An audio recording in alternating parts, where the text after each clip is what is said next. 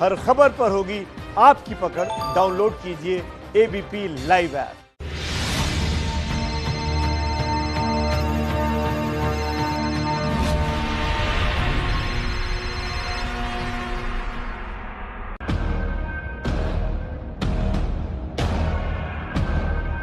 ओम सर्वे भवन्तु सुखिनः, सर्वे सन्तु निरामयाः, सर्वे भद्राणि पश्यन्तु, मा कश्चित् दुःखभाग् भवेत्।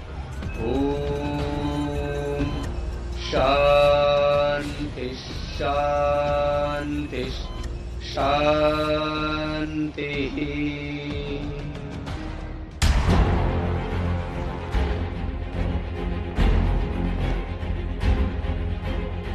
कोरोना की दवाई कोरोनिल और स्वासारी को हम लॉन्च करने जा रहे हैं। पतंजलि रिसर्च सेंटर और नीम्स के संयुक्त प्रयास से तैयार हो गई है।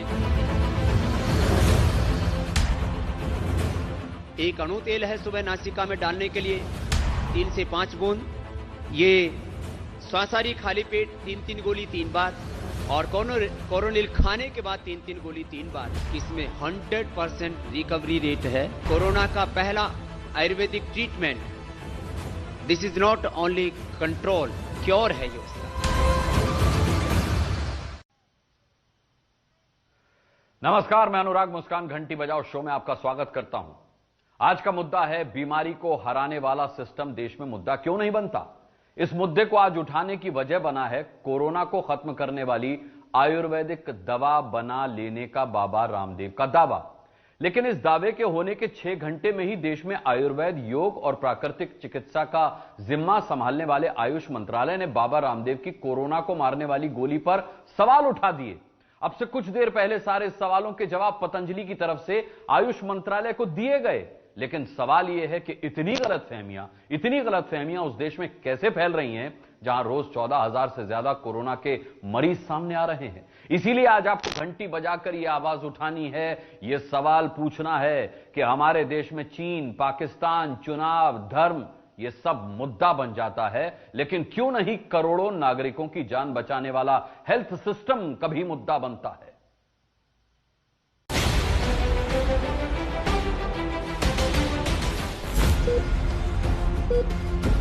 मंगलवार को जब भारत में कोरोना के मरीजों की संख्या 4,40,000 के पार पहुंच चुकी है, जब देश में कोरोना का संक्रमण 14,000 से ज्यादा भारतीय नागरिकों की जान ले चुका है,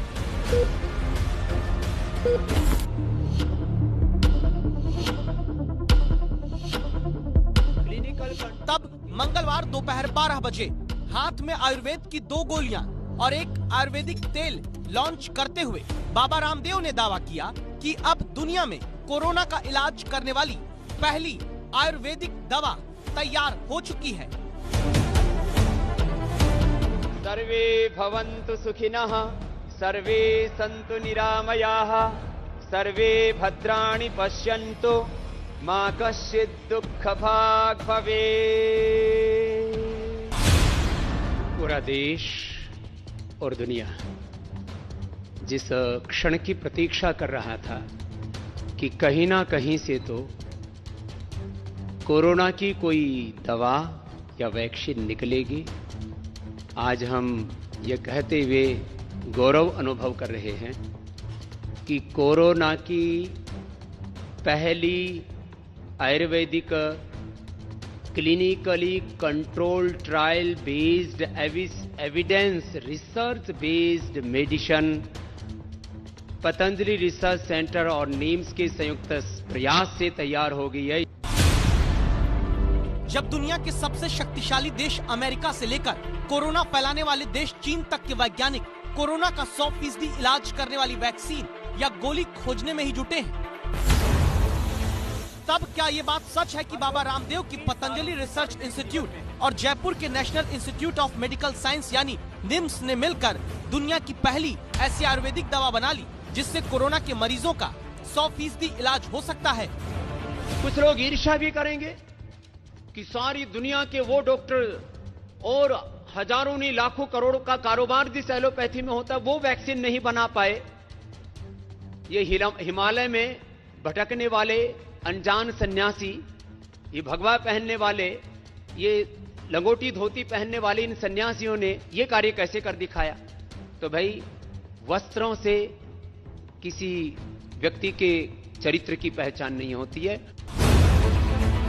कोरोना के मरीज के 100% इलाज के दावे वाली बाबा रामदेव के हाथ में जो आयुर्वेदिक दवाएं और तेल है, वो कैसे बना, किस पर टेस्ट हुआ, कैसे काम करता है, कहां से मंजूरी ली, कब मिल जाएगा आपको, कैसे मिलेगा, कितने का मिलेगा, इन सारे सवालों के जवाब हमने तलाशे। क्योंकि बाबा रामदेव का दावा यह भी है कि कोरोनिल नाम की आयुर्वेदिक टैबलेट, श्वासरी नाम की आयुर्वेदिक वटी और दिव्य अणु तेल नाम की ये 3 दवाएं कोरोना का सिर्फ बचाव नहीं, बल्कि पूरा उपचार करने वाला कवच है। This is not only control, cure है ये उसका। और बड़ी बात है कि ये कहते हुए हमें फक्र है कि इसमें 100% रिकवरी रेट है विद इन 3 to 7 days और 0% डेथ रेट है। ये भी बहुत बड़ी बात है और ये दुनिया के लिए। कंट्रोल नहीं, क्योर वाली कोरोना की रामदेव गोली लेकिन विवादों में भी फंस गई है। कैसे और कौन से विवाद में कोरोना की रामदेव गोली फंसी, ये आपको हम आगे बताएंगे। पहले आयुर्वेदिक तत्वों और औषधियों, खनिजों का जो मिश्रण तैयार करके ये 2 गोलियां और एक तेल तैयार हुआ, उसका टेस्ट कहां और कैसे किया गया, ये जानना जरूरी है। क्योंकि किसी भी वायरस की वैक्सीन या दवा बनाने में लंबा वक्त लगता है। इसमें पहला चरण होता है रिसर्च, दूसरा चरण प्री क्लिनिकल ट्रायल यानी जानवरों पर ट्रायल, तीसरा चरण इसमें इंसानों पर ट्रायल होता है। इसके 3 फेज हैं। पहला फेज 100 से कम लोगों पर परीक्षण, दूसरा फेज 100 से ज्यादा लोगों पर ट्रायल, तीसरा फेज हजारों लोगों पर ट्रायल, चौथा चरण दवाई को संबंधित विभागों से मंजूरी, पांचवा चरण उत्पादन, छठा चरण गुणवत्ता नियंत्रण। तो क्या इतने चरणों से गुजरकर बाबा रामदेव ने दुनिया और देश को महामारी से बचाने वाला आयुर्वेदिक रामबाण खोज कर दे दिया है? पतंजलि रिसर्च इंस्टीट्यूट की इस दवा से दावा है कि सिर्फ 7 दिन में कोरोना के मरीज 100% तक सही हुए हैं और हो भी सकते हैं। लेकिन आयुष मंत्रालय ने बाबा रामदेव के साइंटिफिक स्टडी के दावों पर सवाल उठाया। ऐसे में हमने भी पता किया कि क्या दवा सभी नियमों के आधार पर तैयार हुई है।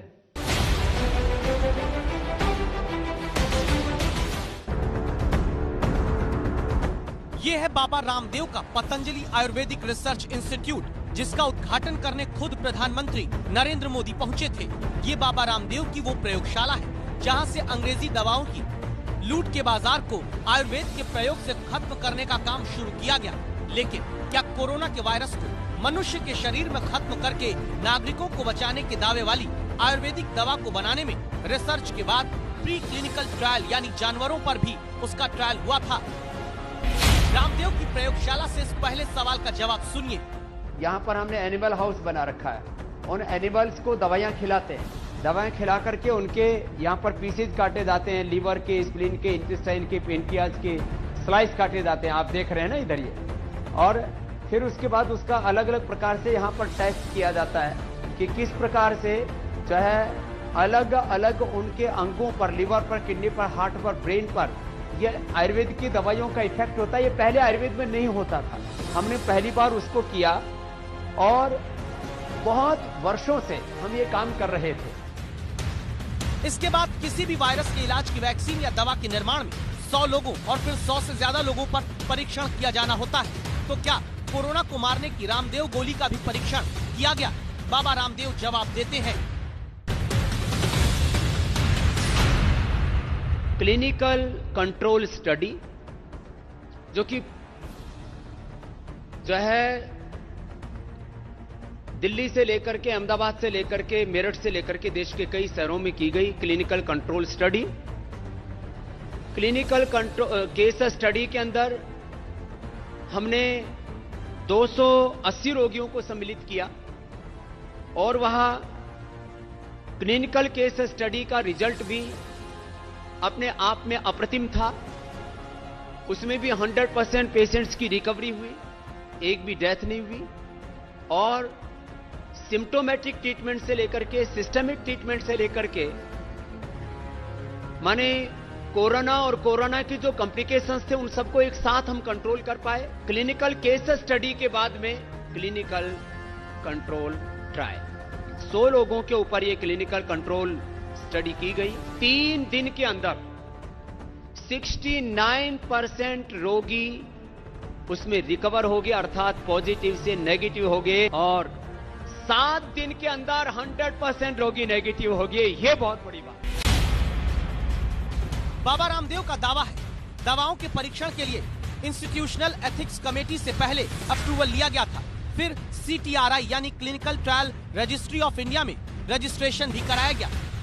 इसके बाद जयपुर के निम्स इंस्टीट्यूट में भर्ती 100 मरीजों पर रेंडमाइज्ड कंट्रोल्ड क्लिनिकल ट्रायल किया गया, जिसमें मरीजों के 2 गुट बांट दिए जाते हैं और फिर उनमें से एक गुट को बाबा रामदेव के पतंजलि रिसर्च सेंटर से बनी दवा को खिलाया गया। और फिर रामदेव की आयुर्वेदिक दवा खाने वाले मरीजों में दावा है 100% मरीज कोरोना मुक्त हो गए। 3 दिन में 69% और 7 दिन में 100% पेशेंट रिकवर हो गए, पॉजिटिव से नेगेटिव हो गए, किसी को कोई हार्म नहीं हुआ, 0% डेथ रेट रहा। ये बड़ी बात है और इसलिए दावा नहीं है, ये कोरोना की पहली आयुर्वेदिक एविडेंस बेस्ड मेडिसिन है। बाबा रामदेव के मुताबिक क्लिनिकल ट्रायल के बाद तैयार हुई इस आयुर्वेदिक किट को लेने का तरीका समझ लीजिए। दावा है कि श्वासरी बटी की 3-3 गोली दिन में 3 बार नाश्ते और खाने से आधे घंटे पहले खानी है। कोरोनिल की 2-2 गोली दिन में 3 बार नाश्ते और खाने के आधे घंटे बाद लेनी, जबकि दिव्य अणु तेल की 4-4 बूंद को सुबह नाश्ते से पहले अपनी नाक में डालना होगा। और इससे फायदा क्या और कैसे होगा, अब ये बाबा रामदेव से सुनिएगा। सबसे पहले जो अटैक करता है कोरोना हमारे रेस्पिरेटरी सिस्टम पर, हमारे एल्वोलाइज पर अटैक करता है, उसको एक्यूपाई करके उसके अंदर के ऑक्सीजनेशन को कम कर देता है।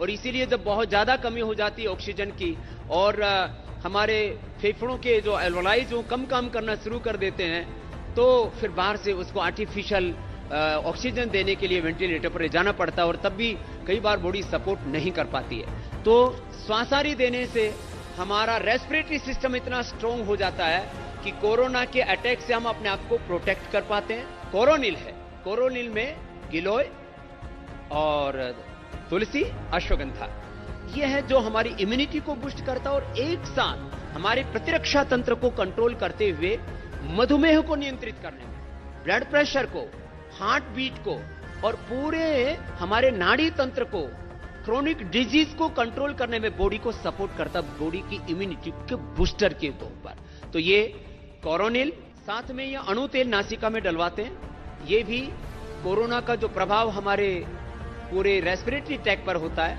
उसको क्लीन करके, कोई यदि हमारे श्वास नलिका में भी कोरोना के किसी भी प्रकार का प्रभाव है तो उसको हमारे स्टोमक तक ले आता है। पेट के अंदर जो एसिड्स होते हैं वो एसिड उसको कोरोना को अपने आप मार देते हैं। लेकिन इतने फायदे जिस आयुर्वेदिक दवा के बारे में बाबा रामदेव ने बताया, 6 घंटों के भीतर ही देश का आयुष मंत्रालय ने उन दावों साइंटिफिक स्टडी के बारे में कहा कि हमें तो इसकी जानकारी ही नहीं। अब से थोड़ी देर पहले जो कागज कोरोना खत्म करने वाली दवा को लेकर पतंजलि रिसर्च की तरफ से मुहैया कराए गए, अभी आप उन्हें अपनी टीवी स्क्रीन पर देख रहे हैं।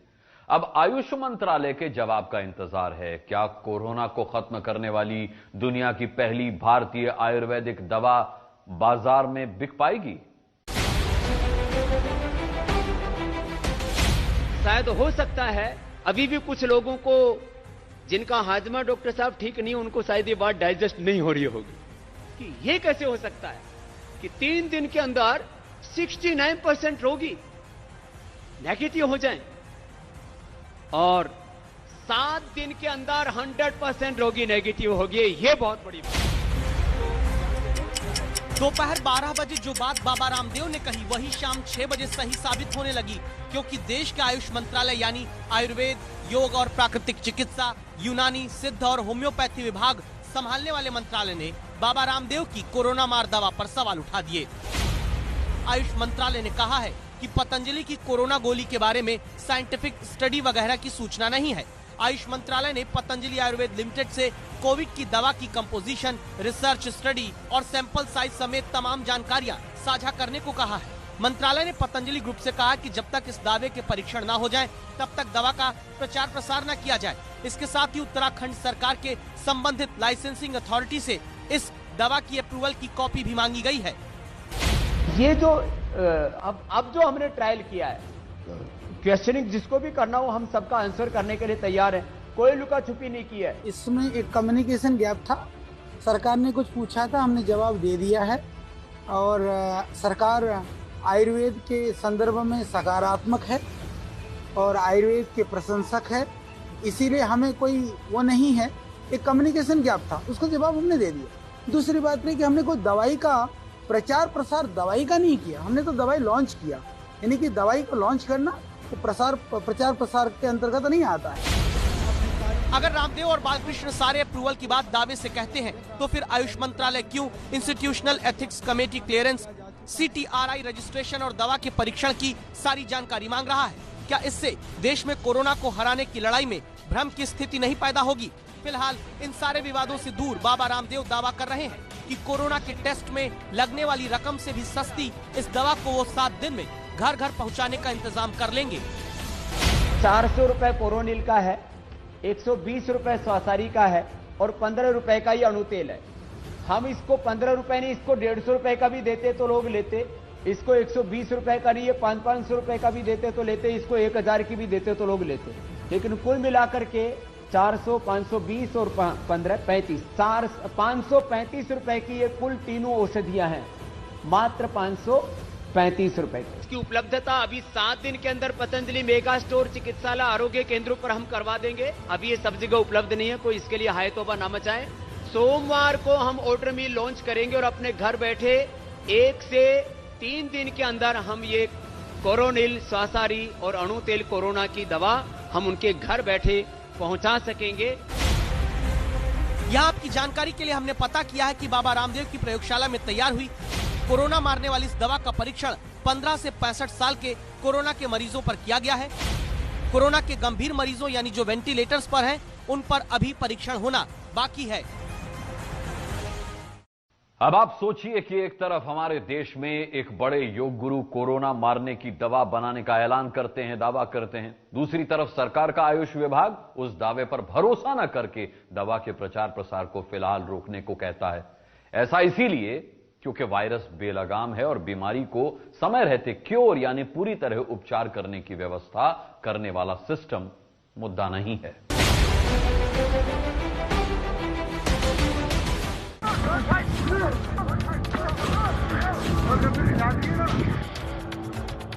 सीमा पर चीन मुद्दा है, दूसरी सीमा पर पाकिस्तान मुद्दा है, देश के भीतर रथ यात्रा तक मुद्दा बनकर गूंजती है।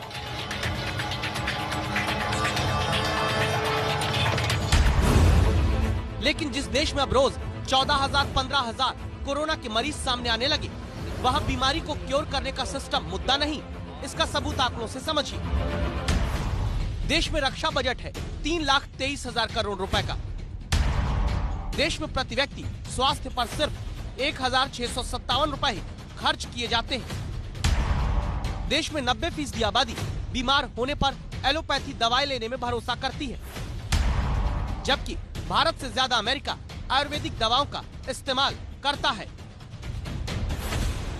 हथियार बनाने में लगी हुई है, क्योंकि उस व्यापार में करोड़ों अरबों की कमाई है।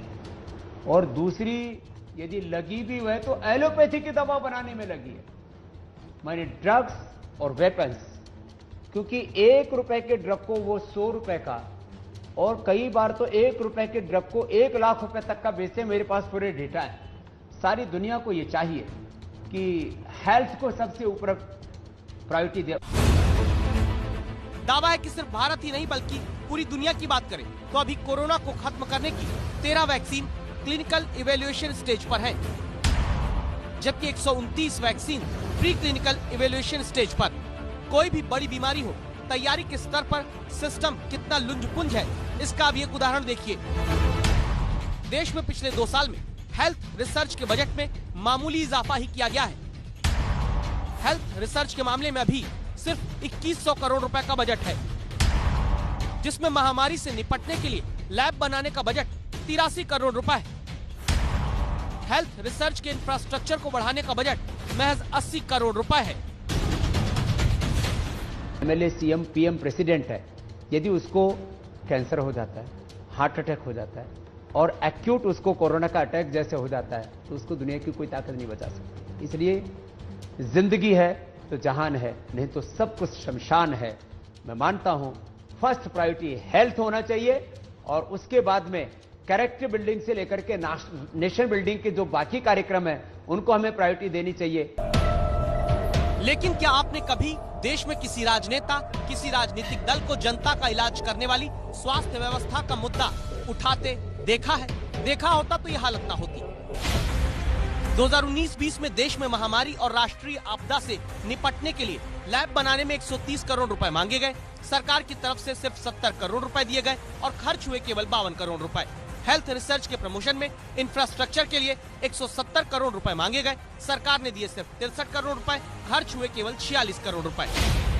इसी कारण हर बार कोई नई बीमारी, महामारी पैदा होती है और उससे निपटने का इंतजाम करने से पहले ही देश के सैकड़ों हजारों नागरिक अपनी जान गंवा देते हैं।